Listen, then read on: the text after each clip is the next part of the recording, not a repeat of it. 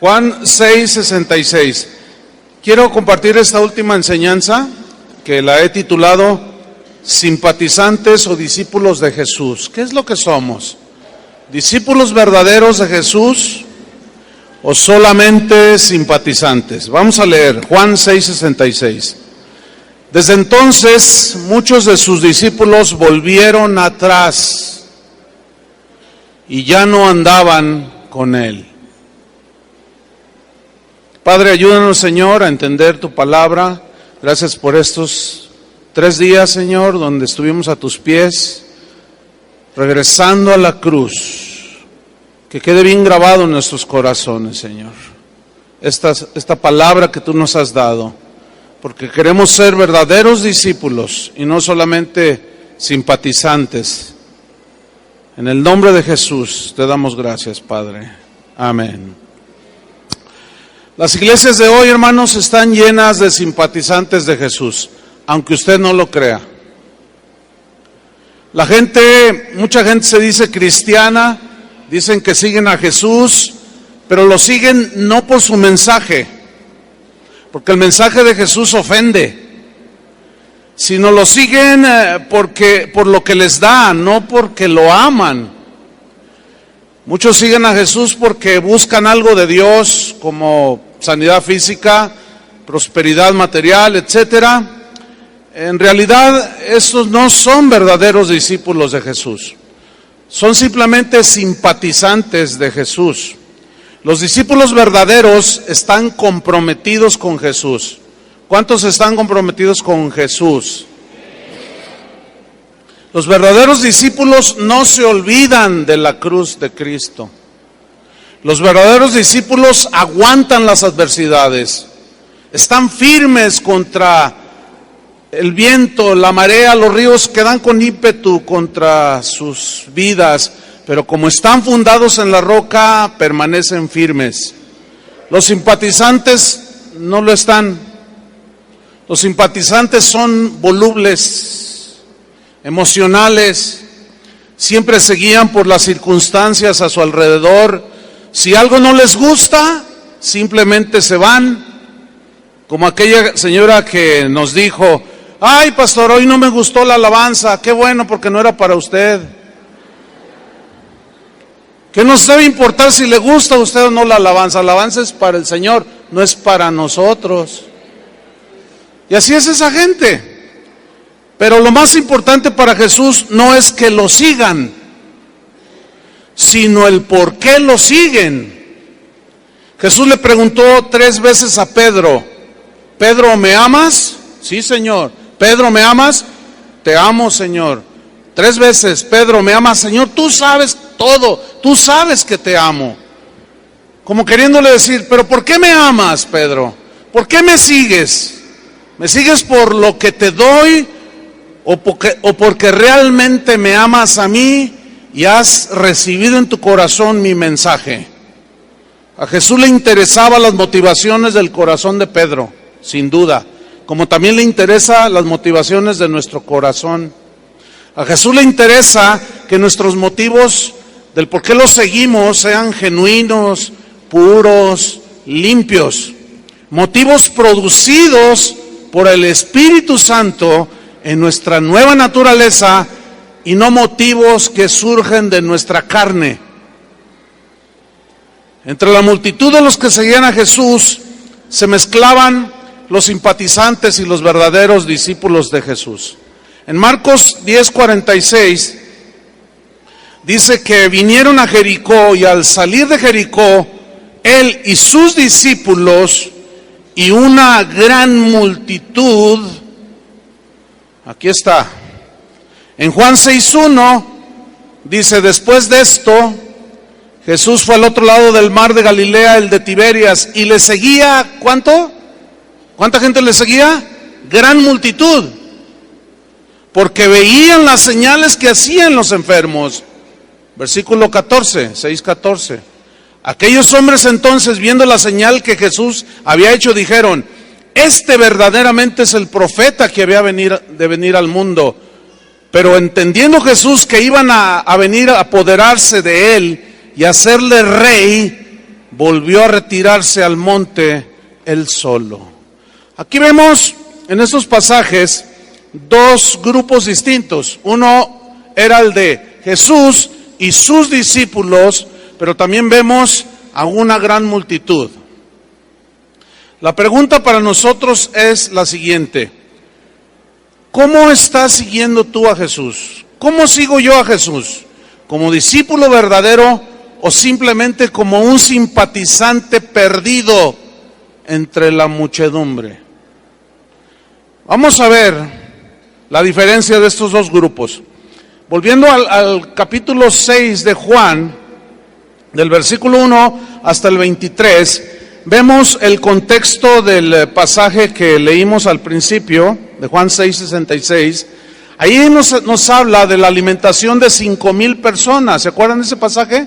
Que el Señor multiplicó los panes, los peces, y comieron todos y sobró, abundó, y la gente estaba contenta porque el Señor les había dado de comer.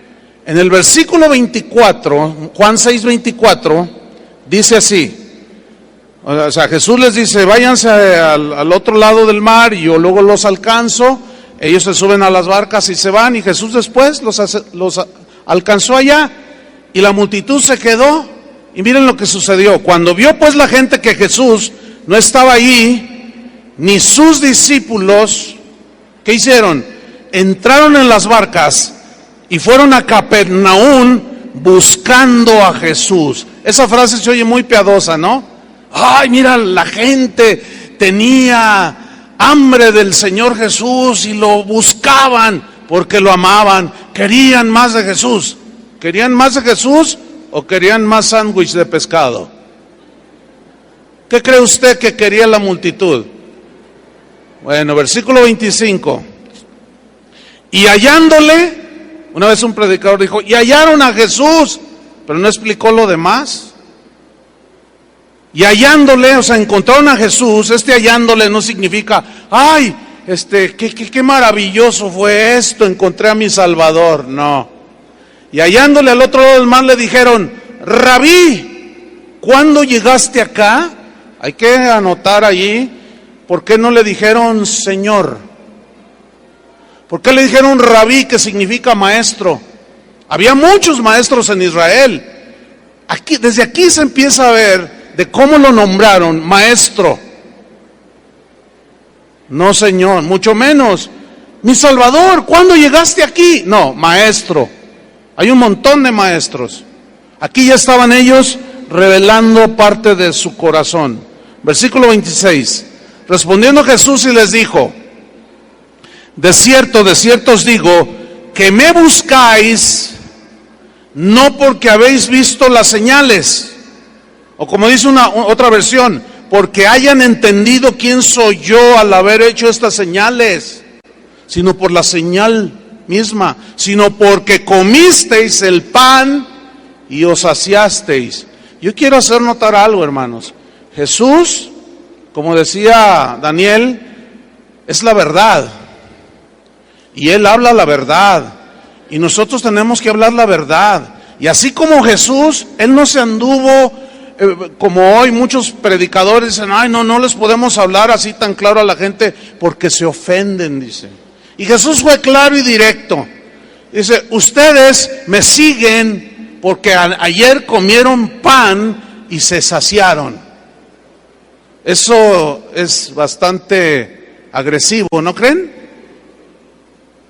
Versículo 27, trabajad, no por la comida que perece, sino por la comida que a vida eterna permanece, la cual el Hijo del Hombre os dará, porque a ese señaló Dios el Padre.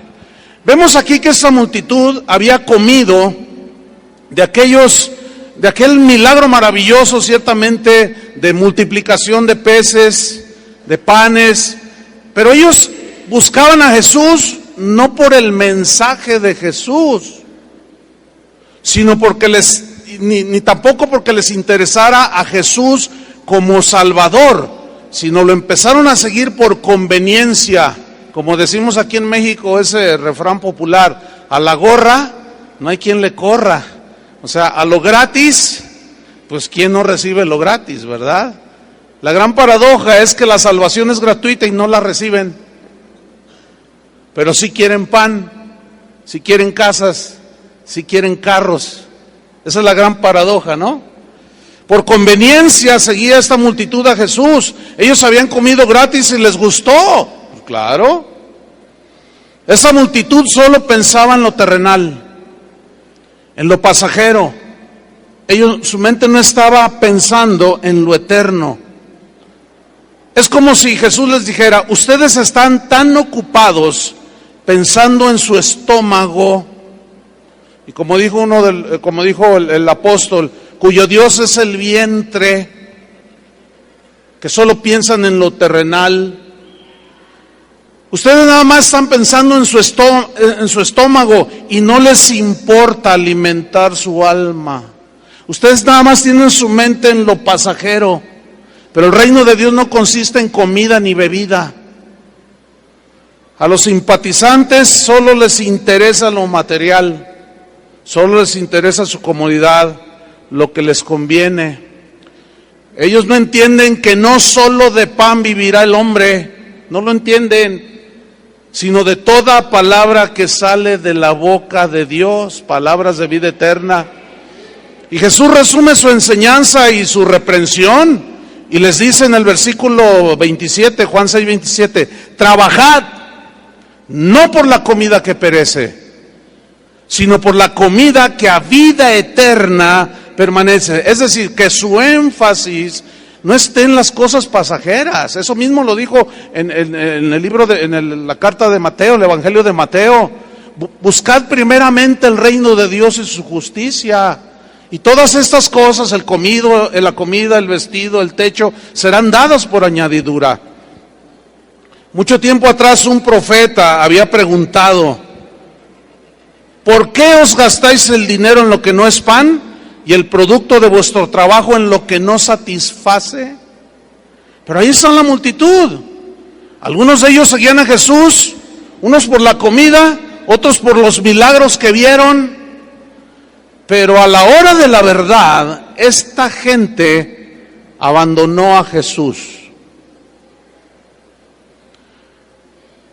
En Juan 6, hasta el versículo 58, allí Jesús da un discurso extraordinario, pero a la vez muy confrontativo para los que lo estaban oyendo.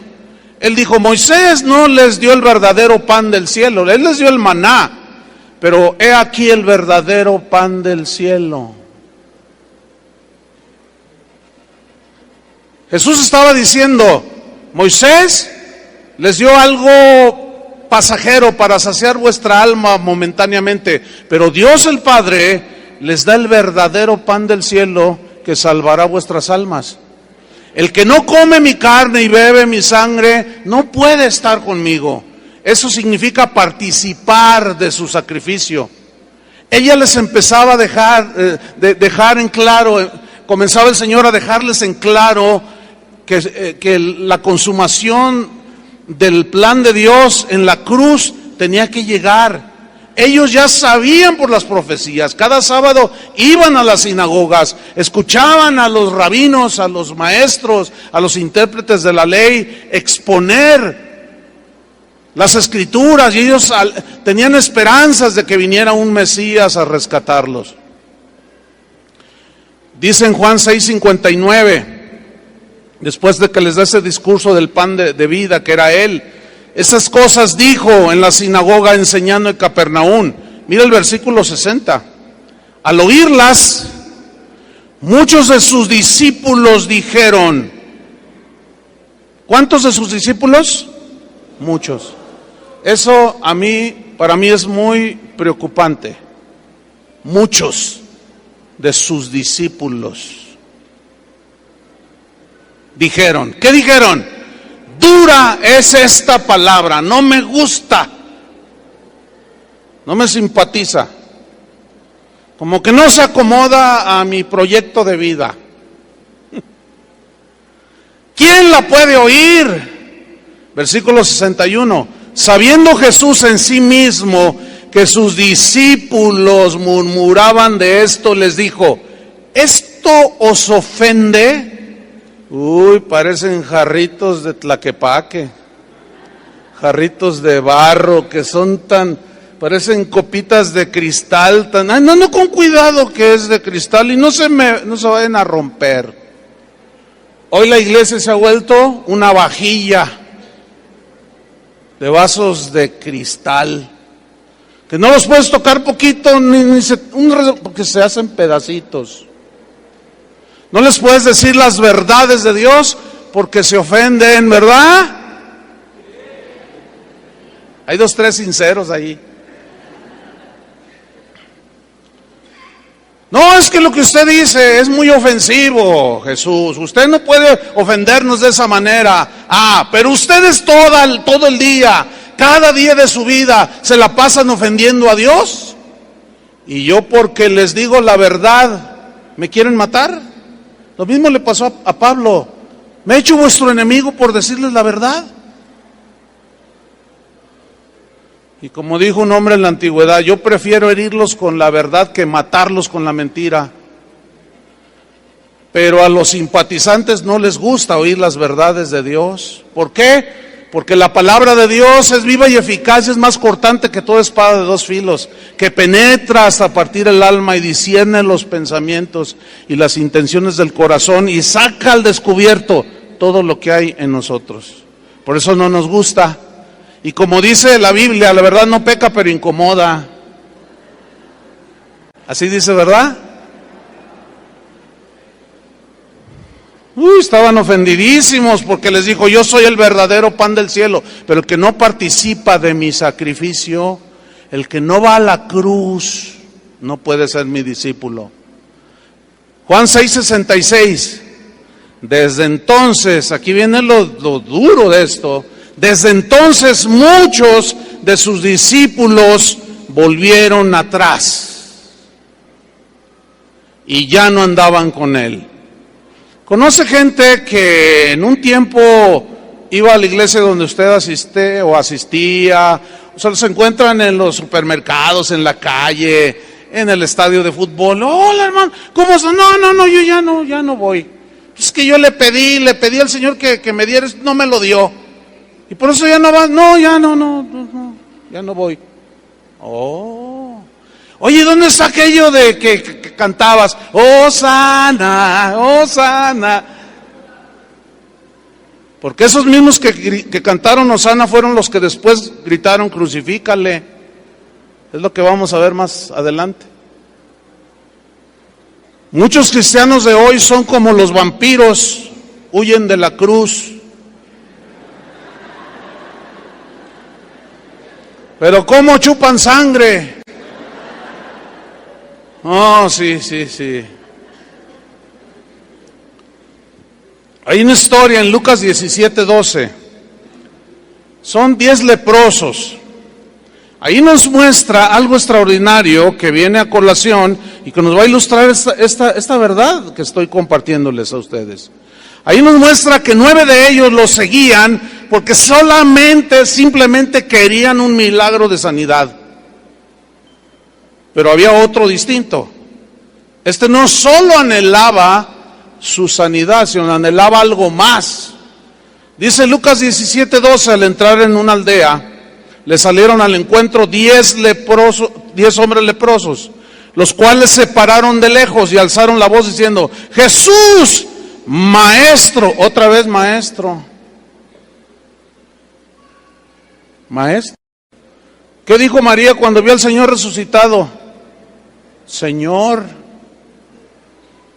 ¿Qué dijo Felipe? Señor, Señor. Y estos, dice: Jesús, Maestro, ten misericordia de nosotros. Cuando él los vio, les dijo: id, mostraos a los sacerdotes. Y aconteció que mientras iban, fueron limpiados. Entonces uno de ellos, viendo que había sido sanado, ¿qué hizo? Volvió y glorificando a Dios a gran voz, y se postró rostro en tierra a sus pies. Aquí en la palabra postrar es donde está la esencia de la conversión en este caso. Porque esta palabra postrar en el griego es una palabra proskuneo, que significa postrarse para adorar al Dios, a Dios único. Reconociendo que Él es el Señor, el todo, el Creador y el Salvador. Entonces se postra en rostro a sus pies, dándole gracias, y este era samaritano. Pero miren la reacción de Jesús. Respondiendo Jesús dijo: ¿no son 10 los que fueron limpiados? ¿No son 10 los que fueron limpiados? Bueno, había otra gente allí mirando todo aquello. Y los 9, dice, ¿y los 9? ¿Dónde están? No hubo quien volviese y diese gloria a Dios sino este extranjero, y le dijo: levántate, vete, tu fe te ha salvado. Este hombre se fue, no solo sano, sino salvado. ¿Cuántos de ustedes han ido a una campaña, esas campañas muy socorridas de sanidad? ¿Ha visto milagros? ¿Sí? Pero por montones, ¿a poco no? Yo he visto con mis propios ojos, ahí enfrente de mí en alguna ocasión, bueno, varias, gente sanando de una manera impresionante. Pero pregúnteme dónde están ahora. Ellos fueron por su milagro, claro, venga por su milagro. Lo demás no importa, usted nada más venga por su milagro. Pero para Jesús sí importa. Tenemos que predicar el evangelio de la salvación. No podemos darnos el lujo de que solamente la gente obtenga lo que quiere, porque el Señor les recriminó a aquellos. Ustedes nada más vienen porque comieron. Y también a nosotros nos recriminará si solamente damos una parte del evangelio y no damos todo el consejo de Dios. Les voy a hacer una pregunta. ¿Qué es más importante y trascendente para la vida de un ser humano? ¿Sanidad en su cuerpo o que su alma sea salvada de la condenación del infierno? Entonces, ¿por qué no predicamos eso? Porque estos 9 leprosos, ahorita en este mismo momento, están en el infierno.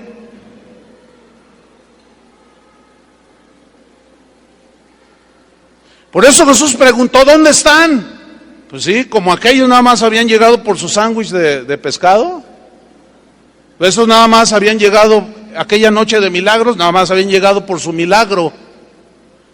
Pero ¿y la salvación de sus almas? Escúcheme bien, la necesidad primordial de todo ser humano no es tener una mejor casa, no es tener mejor ropa, no es tener una carrera universitaria. Esas cosas son de la vida cotidiana y de alguna manera se pueden tener, pero la necesidad primordial del ser humano es salvación de sus pecados. Mas Dios mostró su amor para con nosotros en que siendo aún pecadores, Cristo murió por nosotros. De tal manera nos amó que dio a su Hijo unigénito. La paga del pecado es muerte, pero la dádiva de Dios, el regalo de Dios es vida eterna. ¿Por qué se enfatiza tanto en la sanidad física que vemos aquí que no trae la salvación? Ese solo milagro. Los milagros no garantizan que la gente se va a salvar, pero la predicación, el evangelio es el poder de Dios para salvación a todo aquel que cree. No dice los milagros son el poder de Dios para que la gente se salve, dice el evangelio. Pero las señales siguen a la predicación del evangelio, como escuchamos en la mañana. Las multitudes no conocían a Jesús, lo seguían porque pues ¿quién no tiene necesidad, hermanos? Todo el mundo tiene necesidad de algo, pero la necesidad mayor se hace a un lado, que es salvación. Ellos estaban confundidos, no lo conocían, semejante a las multitudes de hoy. En Mateo 16:13 vemos este punto. Viniendo Jesús a la región de Cesarea de Filipo, preguntó a sus discípulos diciendo: ¿quién dicen los hombres que es el Hijo del Hombre? O sea, ¿quién dice la gente allá afuera, las multitudes, toda la gente? ¿Quién dicen que soy yo? Versículo 14, ellos le respondieron: bueno, Señor, unos dicen que tú eres Juan el Bautista. Pregunta, ¿era Juan el Bautista? No. Vea qué confundidos estaban, Era Juan, unos dicen que eres Juan el Bautista, otros dicen que eres Elías, otros dicen que eres Jeremías, y algunos otros dicen que eres alguno de los profetas. Confundidos. Es increíble darse cuenta que entre las multitudes de congregaciones llenas de gente como esta, o como donde yo pastoreo, o en los estadios, donde hay multitudes, es increíble pensar que pueda haber gente confundida, que no conoce al Señor, que tiene una opinión distorsionada de quién es Jesús. A los corintios les pasó esto, estaban confundidos, ellos creyeron en otro Jesús, les había llegado el evangelio por boca de Pablo, pero ellos después escucharon a falsos maestros que les presentaron a un Jesús más cómodo, más buena onda, ¿me entiende? Que se pone a tomar cerveza contigo, ¿verdad? Y que se van al antro, tú y él juntos. ¡Oh, qué buena onda es Jesús! Y dijeron, no, pues este Jesús, qué buena onda es el Señor, me gusta este Jesús. Pero el Jesús que demanda santidad, y que si alguien te da una mejilla, tú ponle la otra, y al que te maldice, bendícelo, ese no me gusta. ¿Les gusta ese Jesús? Ya quedaron bien calladitos, se ven más bonitos. Ellos pensaban que los corintios pensaban que seguían al Jesús que predicaba Pablo, pero ellos habían sido receptores de otro evangelio. Ellos estaban equivocados. Los falsos maestros les presentaron a otro Jesús, 2 de Corintios 11:3. Pero me temo que como la serpiente, ¿a quién se refiere con la serpiente? Satanás. Con su astucia engañó a Eva. Vuestros sentidos sean de alguna manera extraviados, desviados de la sincera fidelidad a Dios, a Cristo. Porque si viene alguno predicando a otro Jesús que el que os hemos predicado, o si recibís otro espíritu que el que habéis recibido, u otro evangelio que el que habéis aceptado, bien lo toleráis. Pablo está reprendiendo a los corintios. ¿Por qué toleran un evangelio diferente? ¿Por qué están tolerando a otro Jesús, no el Jesús que murió en la cruz? Ustedes están tolerando a otro Jesús muy permisivo. Jesús vino a rescatarnos de nuestros pecados. Pablo dijo, perseveraremos en el pecado para que la gracia abunde. De ninguna manera, dice. ¿Cómo? Si ya hemos sido rescatados, ¿cómo Dios nos va a permitir seguir en los pecados? Eso no tiene sentido. Pues ese es el Jesús que hoy predican muchos. Y la gente sigue confundida y le dan ofertas acerca de un Jesús que no es el de la Biblia. Y esos se vuelven simpatizantes de Jesús, porque en el momento que oyen el evangelio, la palabra de Dios, se ofenden y se van. La multitud que seguía a Jesús lo vitorió, lo alabó con emoción, con aplausos cuando él entró en Jerusalén, ¿se acuerdan? ¿Sí? Pero finalmente terminaron rechazándolo, le dieron la espalda. ¿Por qué? Porque no llenó sus expectativas. Ellos esperaban un Mesías bendecido, prosperado y exitoso. Cuando Jesús entra a Jerusalén y se monta en un burrito, dijeron, oye, este como que no está manifestando la presencia así impactante de un Mesías fuerte y que venga y establezca su autoridad. Se montó en un burrito. No se montó en un caballo blanco como el de Napoleón, se montó en un humilde burrito. Bueno, nada más eso para contradecir a aquellos que dicen, yo soy hijo de Dios y merezco un Mercedes-Benz, porque un suru de esos suritos, de esos burritos, no me gustan. Pero ¿cuántos quisieran que sea un burrito?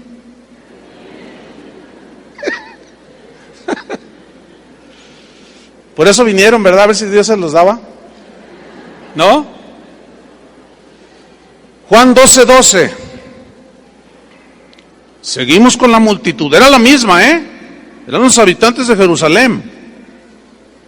El día siguiente, grandes multitudes que habían venido a la fiesta, al oír que Jesús venía a Jerusalén, tomaron ramas de palmera y salieron a recibirle y clamaban: Hosana, bendito el que viene en el nombre del Señor, el Rey de Israel. Mira, típico, cualquiera que no discerniera la multitud como lo hacía Jesús, diría lo que hoy decimos nosotros: avivamiento. Vemos el estadio Azteca lleno de almas alabando al Señor. 120,000 más los que están en la cancha, 150,000. Glorioso. Y empezamos a llorar porque vemos a la gente moviendo sus manitas limpias así. Y con un sonido espectacular, cámaras de humo, luces. Y decimos: avivamiento, ¡oh, la gloria! Decimos, ¿será? ¿De veras creen eso? Pues en la Biblia muestra que las multitudes no garantizan absolutamente nada. Aquí se mira todo el estadio en Jerusalén, estaba lleno.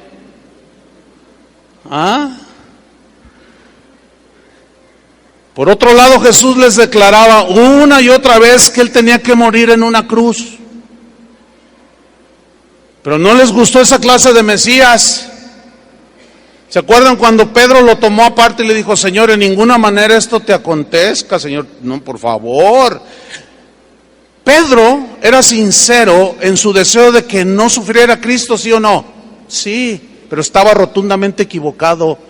Eso era de la carne. Eso eran sus propias intenciones, pero totalmente fuera del propósito de Dios.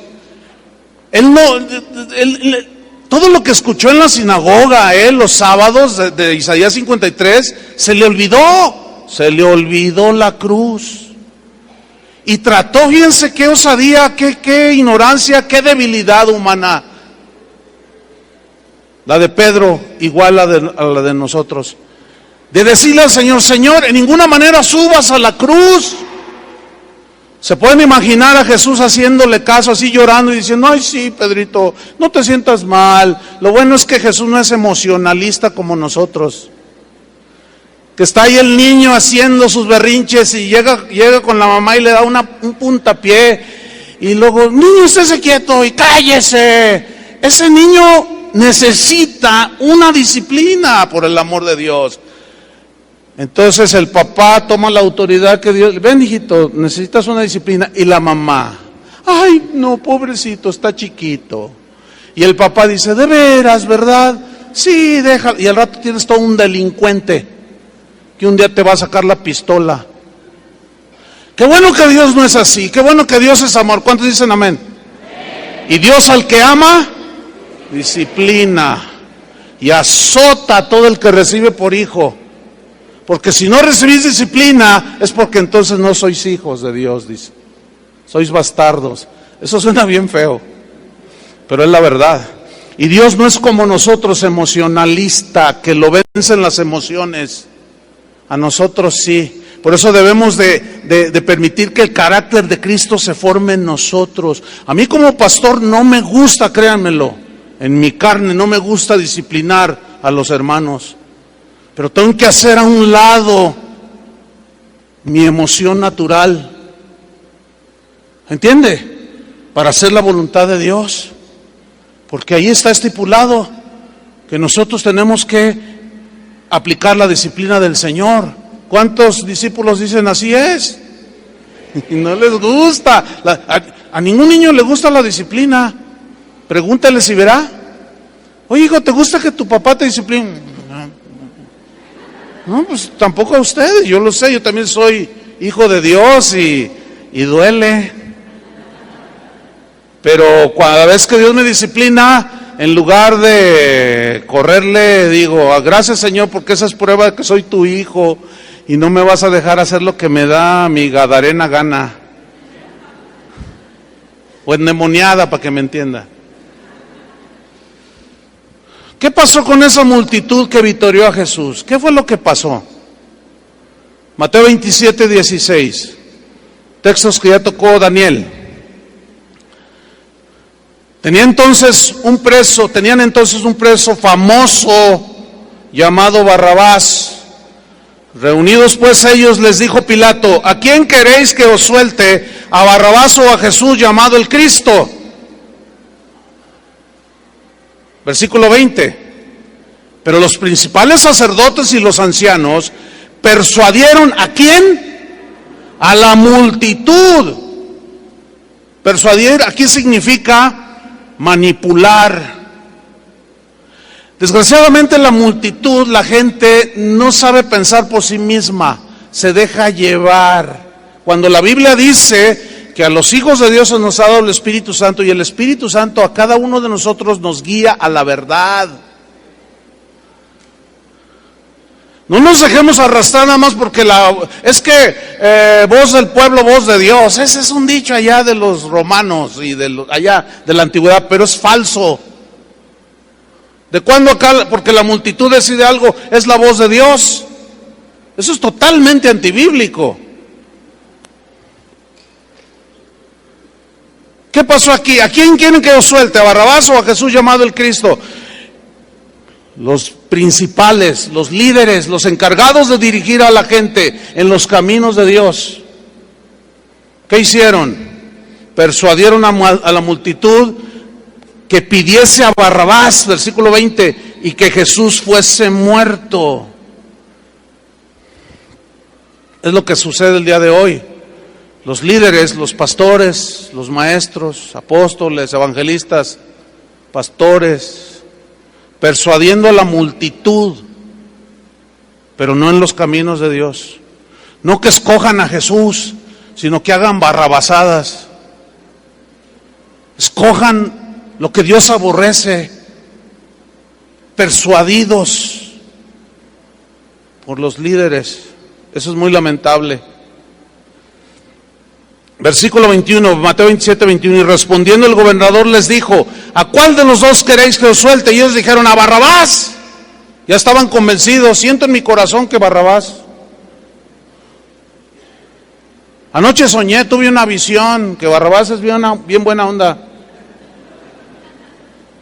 Por eso sigo a Barrabás. Versículo 22, Pilato les dijo: ¿qué pues haré de Jesús llamado el Cristo?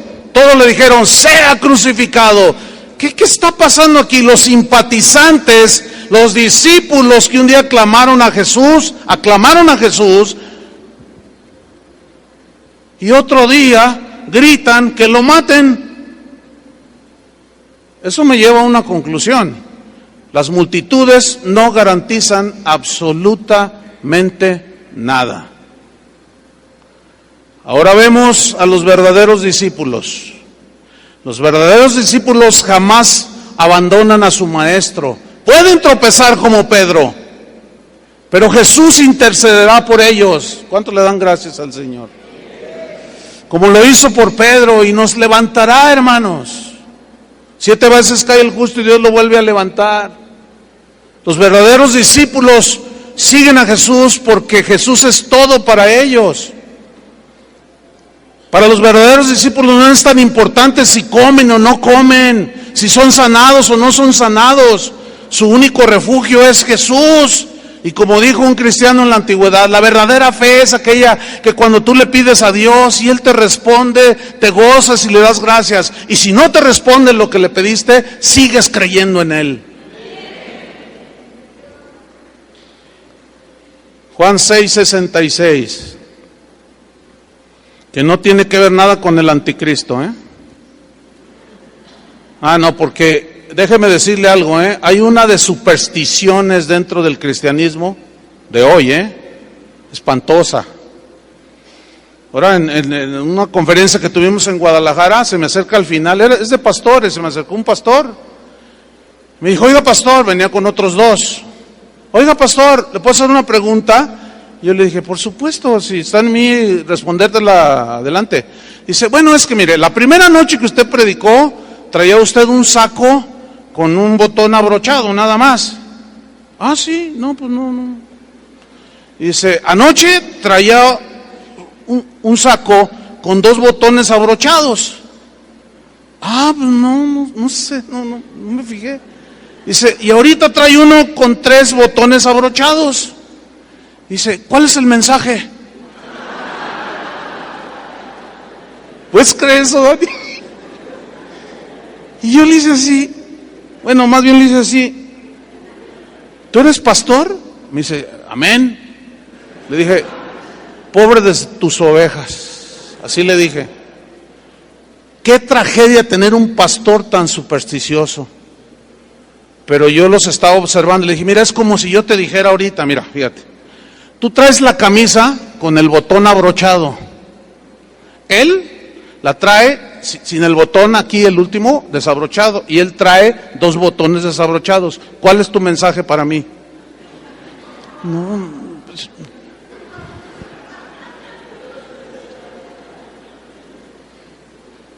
hay una, y les puedo contar 20,000 ejemplos de superstición dentro de la iglesia, que no tiene que ver nada con el cristianismo, Entonces Juan 6:66 no tiene que ver nada con el anticristo, ¿aclarado? Aunque lo que se ve ahí es del anticristo. Mira, desde entonces muchos de sus discípulos volvieron atrás y no andaban ya con él. Se volvieron en contra de Cristo. Versículo 67. Entonces Jesús dijo a los 12, o sea, se quedó con 12. ¿Acaso queréis vosotros iros también? Noten cómo Jesús no les dice, no se vayan, por favor. ¿Se acuerdan de aquel joven que llegó? O sea, maestro, ¿qué debo de hacer para la vida eterna? Los mandamientos te sabes, no matarás. Sí, todo eso lo he guardado desde mi juventud. Te falta una cosa. Vende lo que tienes y dalo a los pobres. Pero aquel era muy rico y se fue muy triste. Dijo, no, eso sí, allí no. Y se fue. Observación. Jesús le dijo, no te vayas, por favor.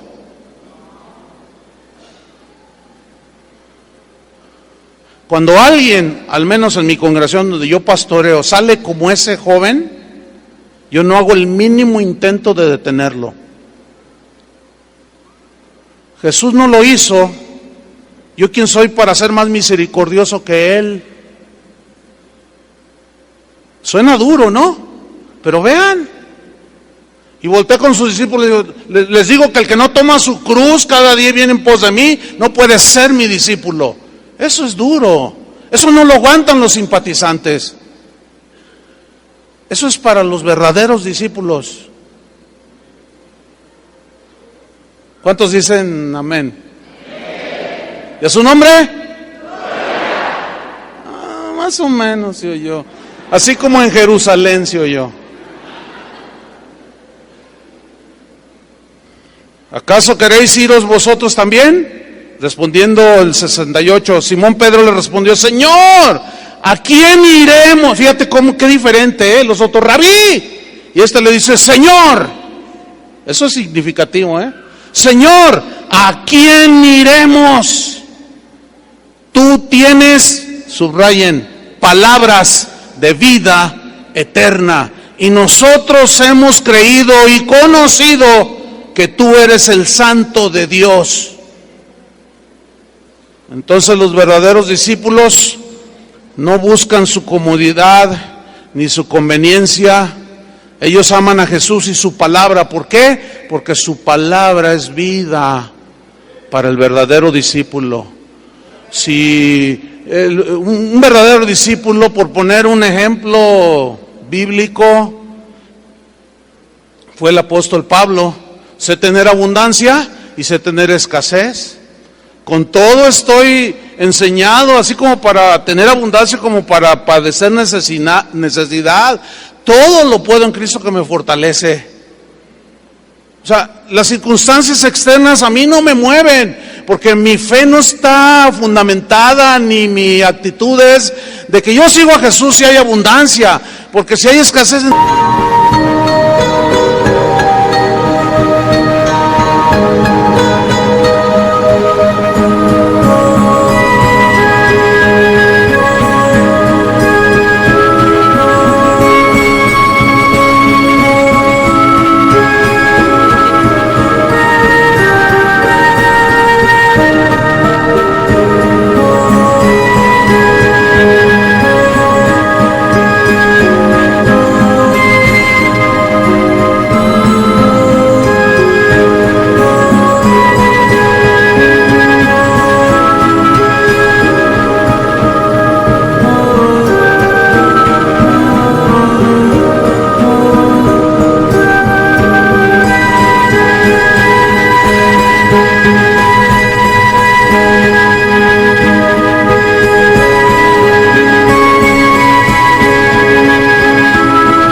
ya no, porque pues yo soy hijo del rey y yo no merezco tener necesidad.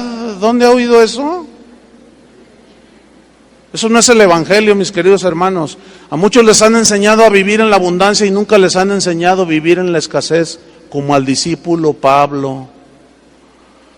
Él tenía contentamiento. Los verdaderos discípulos están contentos en las buenas y en las malas. Nada más lean Hebreos 11. Perseguidos, muertos a pedradas, partidos a la mitad, andaban errantes con pieles de ovejas, pobres, hambrientos. Ay, ese evangelio como que no, ese evangelio ya se perdió. El de hoy es World Trade Center. ¿A quién no le gusta irse a sentar al World Trade Center? Pues sí, pero ¿qué si no es World Trade Center? Y es la última colonia del Distrito Federal. ¿Ven? Se ha desvirtuado, es otro evangelio, es otro Jesús, no hay cruz ahí. Se olvidaron de la cruz. Pero hay algo interesante, les dice a sus 12, ¿también ustedes quieren irse? La idea es esta, la escena es esta. Él va caminando, se van todos, se van los discípulos, muchos, y él siguió caminando. No hizo el intento de detenerlos. Y de repente se detiene y voltea. ¿Ustedes también se quieren ir? No, Señor. ¿Cómo? Solamente tú tienes palabras de vida eterna. ¿A quién iremos, Señor? Pero entre esos 12 había uno que merece un Oscar por su actuación. Impresionante. Bueno, cuando menos un Grammy. Ya ve que ahora premian a los cristianos con Grammys. Por lo menos merecía eso, o un premio ARPA, por lo menos. Porque ese Judas supo fingir, supo aparentar que era un verdadero discípulo hasta el final. ¿De qué me habla esto? ¿De qué me habla esto?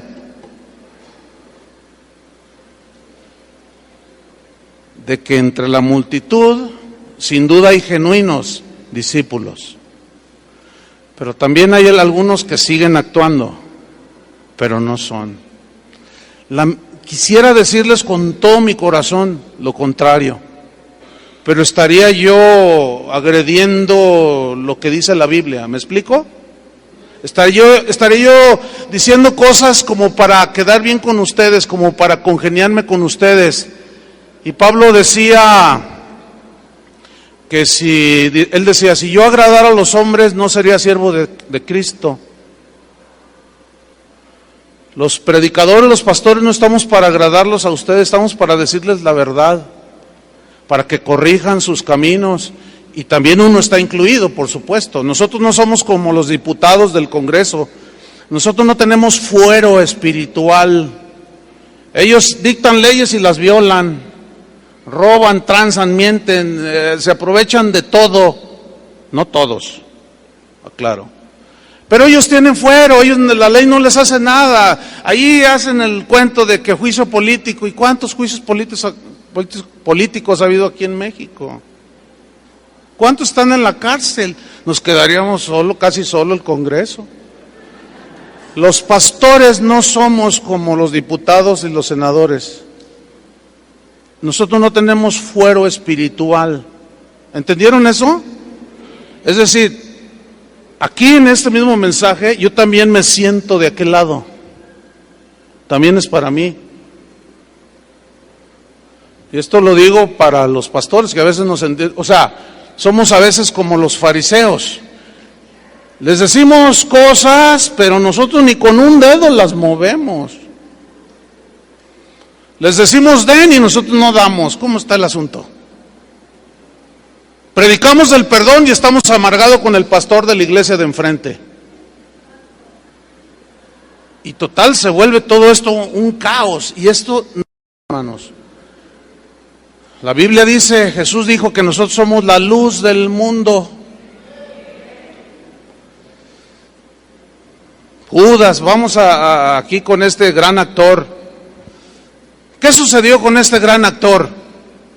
Bueno, ¿se acuerdan cuando llega antes la aprehensión de Jesús, lo que se conoce como la última cena?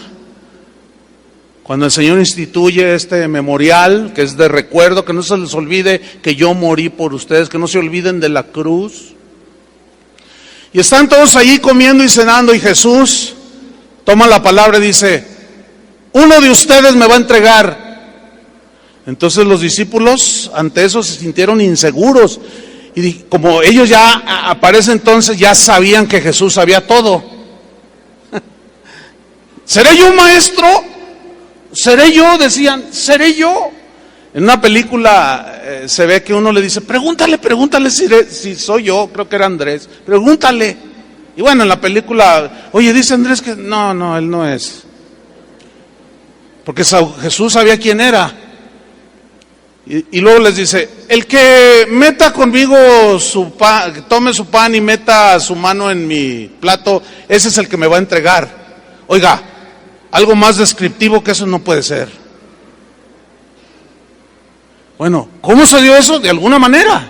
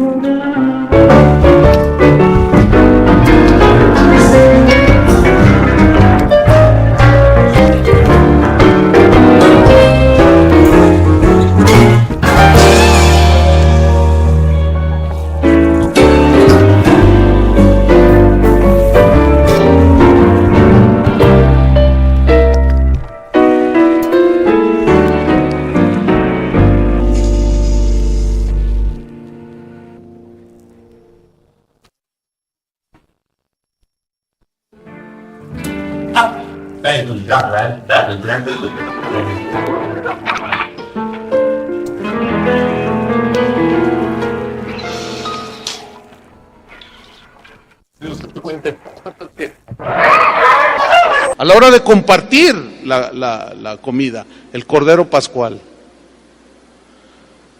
llega Judas y lo mete y va y se sienta, y todos lo vieron, y de repente se sale Judas y dicen: ¿y a dónde va? Y respondieron los discípulos: es que va a ir a darle de comer a los pobres. ¿Se fijan cómo los mismos 11 estaban plenamente convencidos que Judas era uno como ellos? ¿Era verdad? No. Judas, ya no voy a describir más, lo describió excelentemente Daniel. Judas fue un no nacido de Dios, nunca se arrepintió, nunca fue lavado con la sangre de Cristo, pero llegó al colmo de la astucia, llegó al colmo de la desvergüenza. Era un cínico. Hasta el último momento, todo planeado, de una manera diabólica. Y allí en otro de los evangelios dice: y Satanás entró en su corazón. A él sí lo posesionó. Pero hacía cosas buenas. Le daba de comer a los pobres, ayudaba, servía al Señor.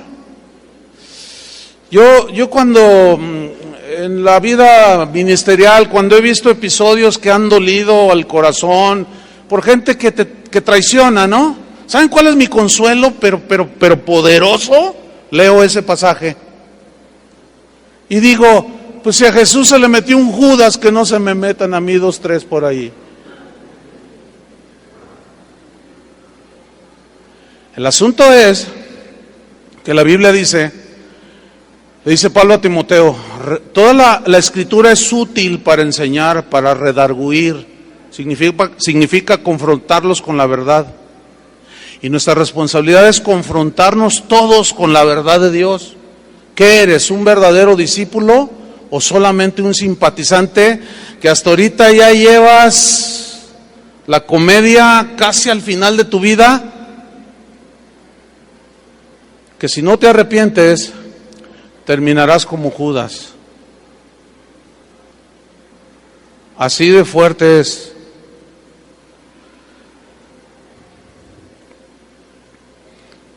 Mateo 16:15, Jesús les dijo, retomando el pasaje que había tomado, ¿y vosotros quién decís que soy yo? Respondiendo Simón Pedro dijo, tú eres el Cristo, el Hijo del Dios viviente. Jesús está interesado en que todos los que decimos ser sus discípulos lo conozcamos. Tú eres el Cristo, el Hijo del Dios viviente. Esos discípulos de antaño estaban dispuestos a ser fieles hasta el final. Los verdaderos discípulos, pues, no les importa otra cosa que hacer la voluntad de Dios. Por eso es que los verdaderos discípulos son aquellos que permanecen en su palabra. Él lo dijo claramente, Juan 8:30. Hablando él estas cosas, muchos creyeron en él. ¿Se fijan cómo en el capítulo 6 muchos se fueron? Pero aquí otros tantos creyeron en él. Pero miren lo que les dijo. Dijo entonces Jesús a los judíos que habían creído en él: si vosotros permaneciereis en mi palabra, permanecer en su palabra, seréis verdaderamente mis discípulos y conoceréis la verdad, y la verdad os hará libres. ¿Libres de qué? De la esclavitud del pecado, hermanos. ¿Cuántos son libres de eso? Déjame terminar con una historia de los primeros siglos allá en el desarrollo del cristianismo. Es una historia que data del año 304 después de Cristo, de una pareja cristiana que llevaban 3 semanas de casados cuando fueron separados por la persecución. Él se llamaba Timoteo y fue llevado ante el gobernador, quien lo presionaba para que se volviera otra vez al paganismo, a los ídolos. Pero viendo el gobernador que Timoteo, viendo que sus esfuerzos eran inútiles y que Timoteo permanecía firme, dispuesto a dar su vida por su Señor, el gobernador sabía que Timoteo tenía una copia de algunas de las escrituras y le ordenó que se las entregara. Cuando se las trajeron, este gobernador las quemó. Timoteo respondió, antes de ese episodio de que quemaran las escrituras: si tuviera hijos, dijo, los entregaría primero antes de entregarte las sagradas escrituras. Aún me las podrás quitar, pero no las podrás sacar de mi corazón. Y el gobernador, dice esta historia que está narrada, hay muchas historias en la historia de la iglesia cristiana tremendas. El gobernador dice que se enfureció y ordenó que le sacaron los ojos a Timoteo. Un hierro candente fue el verdugo, tomó un hierro candente y le sacó los 2 ojos. Y el gobernador, burlando, le dijo: a ver si así puedes leer tus escrituras, le dijo. Timoteo, dice esta historia, soportó el tormento y el gobernador se enojó más y ordenó colgarlo de cabeza con una piedra en el cuello para que estirara, y le taparon la boca y mandaron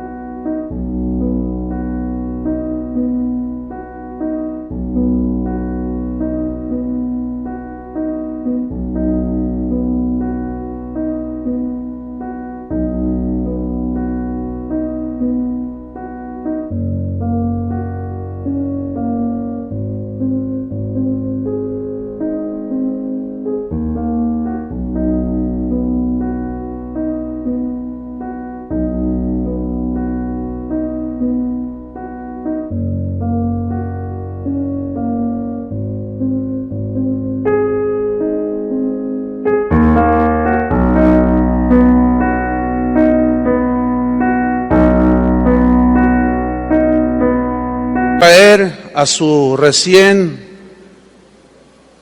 esposa, que recién se habían casado. ella se llamaba Maura, y le dijo, ven para acá. Le dijo, mira, te ofrezco una gran suma de dinero, pero ve y convence a tu esposo que renuncie a Cristo. Y empezó a coaccionarla, empezó a presionarla, y Maura, dice la historia, que amaba profundamente a Timoteo, empezó a titubear y acepta el ofrecimiento del dinero para convencer a Timoteo de que renegara de su fe y de esa manera perdonarle la vida. Y lo llevaron ante Timoteo y empezó a escuchar lo que su esposa amada le estaba diciendo, y él daba señas de que le quitaran el trapo que habían puesto en su boca, y un soldado allí le dijo, ¿qué quieres decir? Pensó que iba a renegar de la fe, y Timoteo lo que hizo, dice esa historia, fue reprender con lágrimas y con un tono de misericordia, pero reprendió fuertemente a su amada esposa y le dijo, mira, te amo con todo mi corazón, pero amo más a Jesús, y yo estoy dispuesto a morir por Él, prefiriéndolo a Él que a ti. Y ella, dice la historia, rompió en llanto y de pronto volvió en sí, como aquel hijo pródigo. ¿Se acuerdan? Que volviendo en sí, y recapacitó y se abalanza sobre el cuerpo ensangrentado y golpeado de su amado esposo, y lo abraza y cae de rodillas. Le pide perdón a Dios y le pide perdón a su esposo por su cobardía. Dice la historia, termina bien trágica, muy trágicamente. Maura fue torturada de una manera brutal, la despedazaron después de haber sido crucificados uno frente al otro. Y dice la crónica que cuando ellos estaban siendo clavados en las cruces, donde fueron finalmente ejecutados, se miraban y se alentaban el uno al otro, y Timoteo le decía, aguanta, amada, aguanta, solo son minutos, solo son segundos. Y cuando ella veía que él, por el dolor, ella le decía a él, aguanta, Timoteo, en un momento, en un instante, estaremos en la presencia del Señor. Esos eran los discípulos de antaño. ¿Qué somos nosotros? ¿Discípulos o simpatizantes que por cualquier cosita se van? ¿Qué somos? Oremos. Señor, te damos gracias. Te damos gracias por estos días, Señor, en los cuales sin duda hablaste fuerte y claro, pero es por nuestro bien. Tu exhortación es, hijos míos, no se olviden de la cruz. No se olviden de dónde yo los tomé. No tomen otras actitudes que no tienen que ver con mi espíritu, con mi evangelio. Señor, perdónanos, porque sin duda muchas veces buscamos nuestra conveniencia, buscamos nuestra comodidad, y no estamos dispuestos a tomar la cruz y negarnos cada día. Y nos hemos vuelto egoístas, anhelamos la fama, anhelamos el reconocimiento, hacemos a un lado tu palabra y ponemos adelante nuestras visiones, revelaciones, sueños, anhelos puramente humanos, y hacemos vana la cruz de Cristo. Y eso finalmente nos hace solamente seguidores temporales, de memoria temporal, que pronto se nos olvida. Pero danos la gracia, Señor, que le diste a Pablo, para soportar ese aguijón y poder decir en aquel día final, he peleado la buena batalla, he guardado la fe. Por lo demás me espera la corona de justicia. No solo a mí, sino también a los que aman su venida. Danos la gracia que le diste a este matrimonio en aquellos años, la gracia para soportar. Si es cierto, ellos flaquearon en algún momento, pero así como intercediste por Pedro, intercede por nosotros delante del Padre, para que nuestra fe no falte, Señor, cuando la prueba, cuando la aflicción y las cosas de la vida golpeen duro contra nuestra casa, y permanezcamos firmes, porque estamos fundados sobre la roca. En el nombre de Cristo Jesús, danos esa gracia, Señor, de seguir hasta el final.